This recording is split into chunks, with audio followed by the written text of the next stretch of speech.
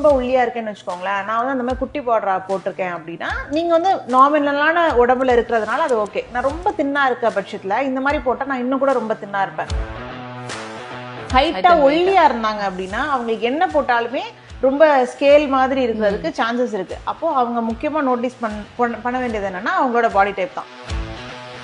Square ஷேப்ல இருக்கேன், மேல குட்டியா இருக்கு, கீழே பெருசா இருக்கேன் அப்படின்னா என்னோட கான்செப்டும் அஹா கிளாஸ் மாதிரி தெரியணும்.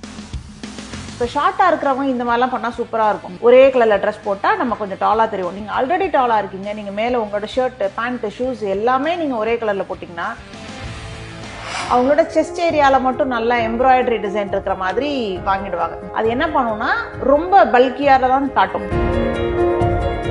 ஒரு சைஸ் நீங்க வந்து கொஞ்சம் லூஸா போட்டீங்கன்னா நீங்க வந்து குண்டா தெரிய மாட்டீங்க, நார்மலா தான் தெரிவிங்க.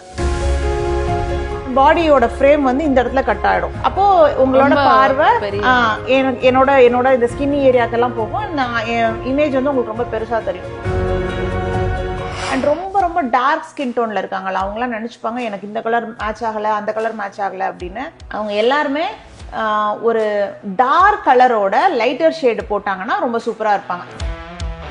இப்போ நம்ம ஜீன் போடுறோம்னு வச்சுக்கோங்களேன், ஜீன்ல வந்து நீங்க எந்த பாடி டைப்பா இருந்தாலும் லோயர் வேஸ்ட்ல போடவே கூடாது. அப்போ ஜீன் போடணும்னு நினைக்கிறவங்க கொஞ்சம் ஹை வேஸ்ட்ல போடலாம். போட முடியாது அப்படின்னு இல்லை, ஹை வேஸ்ட்ல போட்டீங்கன்னா உங்களோட டம்மி பார்ட்டுக்கு ஒரு ஃப்ரேமிங் கிடைச்சிருது.